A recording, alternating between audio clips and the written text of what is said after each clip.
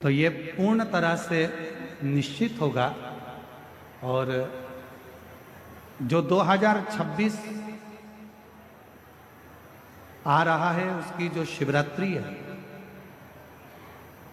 वो ऐसी शिवरात्रि आ रही है जिस शिवरात्रि में अगर 3 दिवस तक घर के अंदर रखकर बेलपत्र के वृक्ष की सेवा कर कर और बेलपत्र को वृक्ष को शिवरात्रि के 2 दिवस में उसको यदि किसी स्थान पर रोपित किया जाएगा, जो व्यक्ति जिस घर से उसको रोपित करेगा, लगाएगा और उस वृक्ष की परवरिश करेगा, उसकी जिंदगी में कभी संपदा की कमी नहीं आएगी। ऐसी शिवरात्रि शायद पहली बार ऐसा योग बन रहा है, तो हम पूर्ण भरोसे के साथ कहते हैं कि विठलेश सेवा समिति कुबेरेश्वर धाम इस शिवरात्रि को हरित शिवरात्रि के रूप में, ग्रीन शिवरात्रि के रूप में मनाएगा। अब की बार जो शिवरात्रि होगी उसको ग्रीन शिवरात्रि के रूप में हम लोग उसको मनाएंगे। और लगभग जितने श्रोता जैसे पार्थिव शिवलिंग का पूजन करते हैं अपने घरों में, लगभग करोड़ों 10 करोड़ से ऊपर शिवभक्त पार्थिव शिवलिंग का पूजन करते हैं, वैसा विश्वास है कि 2026 में जो महाशिवरात्रि फरवरी महीने में जो आ रही है उसको ग्रीन शिवरात्रि के रूप में, हरित क्रांति के रूप में, हरि शिवरात्रि के रूप में हम उसको मनाएंगे। और पूरा भारत ही नहीं, पूरा देश विदेश एक बेलपत्र का वृक्ष जरूर लगाएगा और करोड़ों वृक्ष इस पृथ्वी की शोभा बढ़ाएगा। करोड़ों पूरा विश्व, पूरा भारत देश इस ग्रीन शिवरात्रि से जुड़ेगा और वृक्षारोपण करेगा। लगभग करोड़ों वृक्ष एक ही दिन में शिवरात्रि के पावन अवसर पर, जैसे हमारे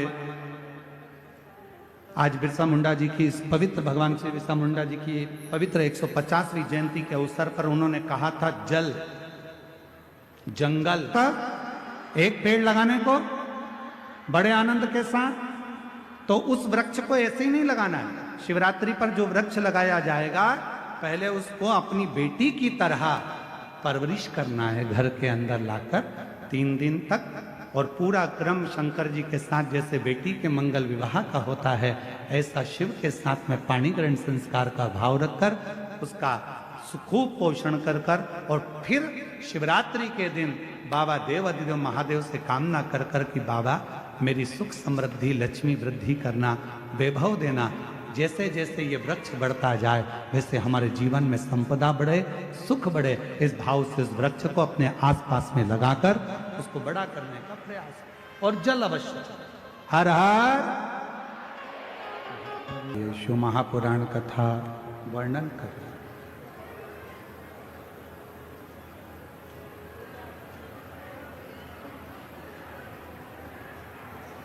रावण भाव से भगवान शिव को नहीं भज पाया, केवल शिव को प्राप्त करा तो उसने ताऊ से प्राप्त करना।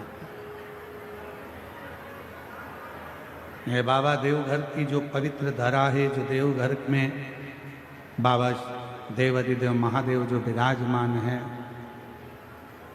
वो मां सती के हृदय पर शिवलिंग विराजमान।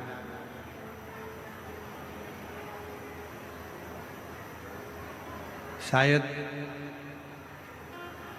12 ज्योतिर्लिंग में से एक स्थान ऐसा है भारत की भूमि पर जहां शक्ति पीठ पर स्वयं भगवान शंकर का शिवलिंग विराजमान। शक्ति शिव कथा कर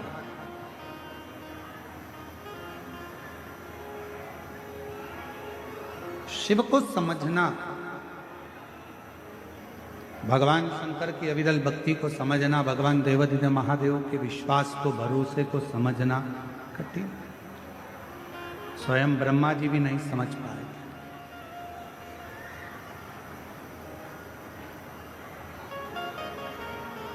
ब्रह्मा जी के भीतर थोड़ा सा अहम, ब्रह्मदेव के भीतर थोड़ा सा अहंकार आ गया कि ये रचना मैंने करी, ये रचना करता मैं हूं।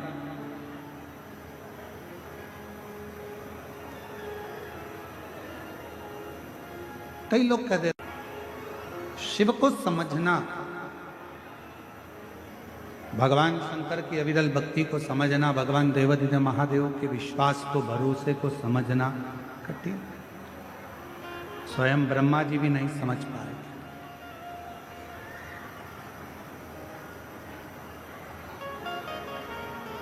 ब्रह्मा जी के भीतर थोड़ा सा अहम, ब्रह्मदेव के भीतर थोड़ा सा अहंकार आ गया कि ये रचना मैंने करी है,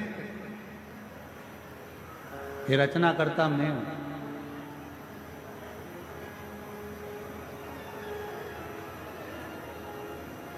कई लोग कह देते हैं वो तो मैं जिंदा हूं तो काम हो रहा है, अगर मैं मर गई तो आटे दाल का भाव मालूम पड़ जाए।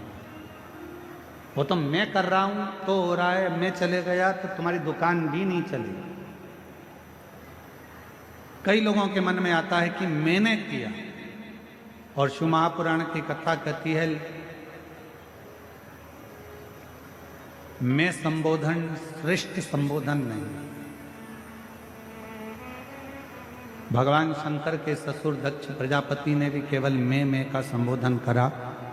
मेरा भवन, मेरा राज्य, मेरा नगर, मेरी बेटी, मैंने करा, मैंने करा, मैंने करा। आखिरी में फिर हुआ क्या कि दक्ष प्रजापति का सिर कटा, और दक्ष प्रजापति का सिर कटकर आखिरी में फिर बकरे का सिर लगा, और वो बकरा मैं करता। अच्छा करें,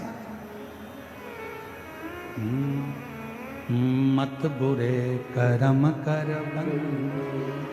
वरना पछताएगा। भगवान की आंखों से तू बच नहीं पाएगा, तू बच नहीं पाएगा। अरे ओ अज्ञानी मत करना, तेरे कर्म का फल भी तो ही पाएगा, जैसा किया तूने तेरे आगे आएगा। मत बुरे कर्म कर बंदे वरना पछताएगा, तू बच नहीं पाएगा। ब्रह्मदेव के मन में अहमता उत्पन्न हुई, ये रचना मैंने करी। और भगवान देव आदिदेव महादेव का तो कहीं ब्रह्मा जी नाम ही नहीं है। भगवान नारायण के पास जाकर जब ब्रह्मा जी ने कहा कि ये पूरी रचना मेरी है, तब भगवान नारायण के मुख से निकल गया कि रचना तुम्हारी नहीं, ये रचना तो स्वयं इस पृथ्वी पर निवास करने वाले अगर कोई देव हैं तो वो देव अधिदेव महादेव। ये रचना तो उनकी है, ये सब कुछ उन्होंने रचा, रचना उनकी है। प्रेशर बजा, ये आपकी रचना नहीं, ये उनकी रचना। ब्रह्मा जी ने कहा मैं मानता नहीं।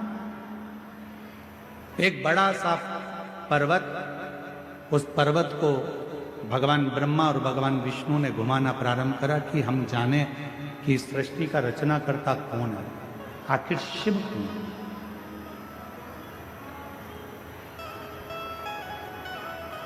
और ऐसे दुनिया में कई लोग हैं जिनको भगवान शंकर को जानने के लिए बहुत विचार करते हैं, आखिर ऐसा क्यों, शिव क्यों, शिव कौन।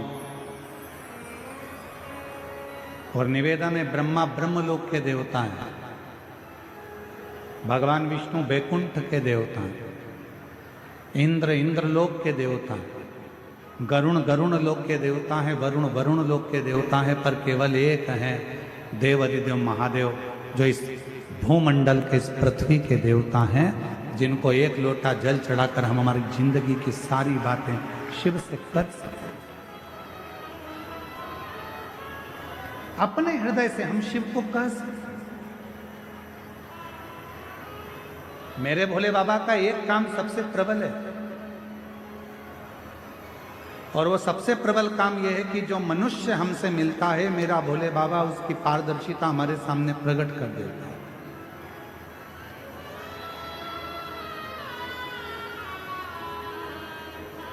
मेरे शंकर वो पारदर्शिता प्रकट कर देते हैं।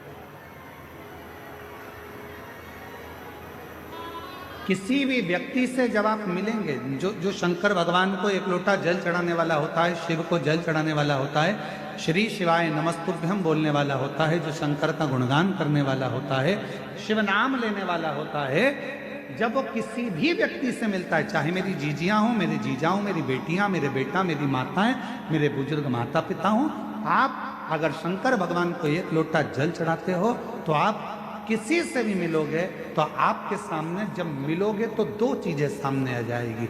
जिससे मिल रहे हो, या तो उस व्यक्ति का अहंकार तुम्हारे सामने आएगा या उस व्यक्ति का संस्कार तुम्हारे सामने आएगा।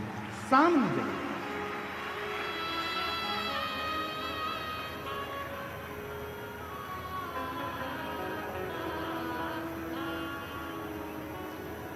एक टीवी पर एक सीरियल आता है, कौन बनेगा करोड़पति। अरे बोलो तो जम के, सही है कि गलत है? उस पूरे सीरियल में मंजिल तक कोई पहुंच ही नहीं पाता। बोलो सही है? बहुत कम होंगे जो मंजिल तक पहुंचे होंगे। क्यों नहीं पहुंच पाते? किस लिए नहीं पहुंच पाते? जो बैठा है सीट पर, क्या उसको उस प्रश्न का उत्तर याद नहीं है? उसको याद है। जो सीट पर बैठा है उसको प्रश्न का उत्तर याद है, वो सब कुछ याद कर कर गया है, सब कुछ बोल सकता है, सारा उत्तर दे सकता है, सब कुछ बता देता है। पर उस हॉट सीट पर कौन बना करोड़पति में सामने कंप्यूटर पर बहुत सारे विकल्प दे दिए जाते हैं, बहुत सारे ऑप्शंस दे दिए जाते हैं। बोलो सही है कि गलत है? 4 विकल्प हैं, इसमें से छांटो कौन सा सही है। बोलते जाओ उत्तर सही है। फिर अगर ये भी नहीं कर सकते तो फोन लगाकर बात कर सकते हो, आपके पास ये भी विकल्प है। फिर आपके पास एक विकल्प और है कि आप किसी की सहायता ले सकते हो। जो व्यक्ति हॉट सीट पर बैठा है, क्या वो उत्तर नहीं जानता है? उसको उत्तर मालूम है, पर जैसे ही उसके सामने विकल्प आ जाते हैं, वो उन विकल्पों में इतना फंस जाता है कि असली उत्तर को भूल जाता है और आखिरी में वो हार जाता है। आखिरी में एक प्रश्न और उसका एक उत्तर अगर है तो मंजिल तक पहुंचे। बहुत सारे विकल्प जब खड़े हो जाते हैं तो वो सोच में पड़ जाता है, ये बोलूं या ये बोलूं। विकल्प वो मंजिल तक पहुंचता। आज दुनिया के लोगों ने सारे विकल्प हटा दिए। पहले लोग कहते थे हमारे पास आना, हम तुम्हारा दुख मिटा देंगे। फिर कोई कहता था वहां चले जाओ, वहां तुम्हारा दुख मिट जाएगा। फिर किसी ने कहा वहां चले जाओ, तुम्हारी तकलीफ मिट जाएगी। वहां चले जाओ, तुम्हारा कष्ट मिट जाएगा। अब दुनिया के लोगों ने सारे विकल्प मिटा दिए, केवल एक हाथ में लोटा भर जल पकड़ा, शंकर जी के मंदिर में चढ़ाया, शिव जी को अपने मन की बात कही और रिजल्ट सामने आना प्रारंभ हो गया और वो अपनी मंजिल तक पहुंच गया। मंजिल तक पहुंच। विकल्प रहेंगे तो उलझे, ऑप्शंस रहेंगे बहुत सारे तो उलझे। अब कोई विकल्प नहीं है, कोई ऑप्शन, केवल एक सारी समस्या का हल श्री शिवाय बोल बम का नारा है। बस एक विकल्प उसको दिखता है कि मेरे को अब ज्यादा फंसना नहीं है, आडंबर में मुझे जाना नहीं है, यहाँ वहाँ मुझे जाना नहीं है, मुझे तो केवल शंकर के मंदिर तक जाकर एक लोटा जल समर्पित कर। एक पत्र है, अच्छा है।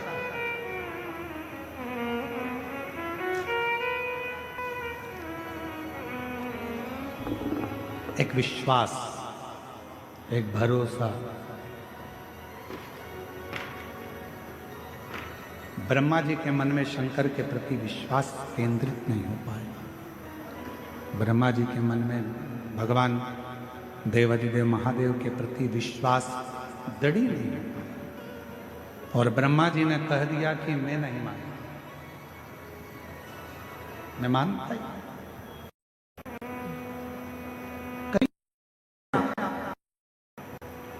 कोई कहेगा काय को चक्कर में पड़े हो, एक लोटा जल से कुछ होता है।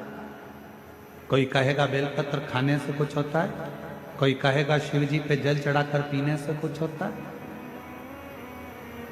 आप उससे एक बात जरूर कहना कि हम तुमसे पूछने के लिए नहीं आए कि हमको क्या करना है। जन्म मेरे माता पिता ने मुझे दिया है, परवरिश मेरे माता पिता ने करी है, पढ़ाई मेरे माँ बाप ने कराई है, शिक्षा चिकित्सा मेरे माँ बाप दिए हैं। तो फिर मैं दूसरे के कहने पर ये नहीं करूंगी कि मुझे करना क्या है। मैं सनातन धर्म में जन्म ली हूं, अपने देव अधिदेव महादेव पर पूरा भरोसा कर कर महादेव की आराधना। शिव भटकने नहीं देता, शंकर भगवान आडंबर में पड़ने नहीं देते। आपका भरोसा कितना है, आप कितना शिव को मानते हुए आपके ऊपर निर्भर करता है। जितना भटकोगे शिव से उतने दूर होते चले जाओगे। ब्रह्मा जी भटक लिए, भगवान विष्णु ने कहा कि तुम चाहो तो शिव जी की परीक्षा लो। पर्वत को घुमाया, अग्नि का एक खंभ प्रकट हो गया। उस अग्नि के खंभ में से एक शिवलिंग प्रकट हो गया। यही मार्गशीर्ष मास का महीना था, जिस महीने में भगवान शंकर का प्रथम शिवलिंग प्रकट हुआ था। और उसी मार्गशीर्ष मास में आप और हम शिव महापुराण की कथा को श्रवण कर रहे हैं। उसी मार्गशीर्ष मास में किस्मत वाले तो हो तुम लोग, ये तो पक्का है, ये निश्चित है। आपने अपने घर जाकर नजर उतरवा लेना तुम अपनी कि बाबा ने बहुत बड़ी कृपा कर, दया कर। हम सब इकट्ठे और भोलेनाथ के पट्टे। तुम सहज नहीं हो, सरल नहीं हो, बहुत कहीं कहीं बाबा देव हरिदेव महादेव का कोई पुराना संबंध और आपका और हमारा शंकर जी से रहा होगा, जो शिव महापुराण की कथा मार्गशीर्ष मास में श्रवण करने का सौभाग्य मिला।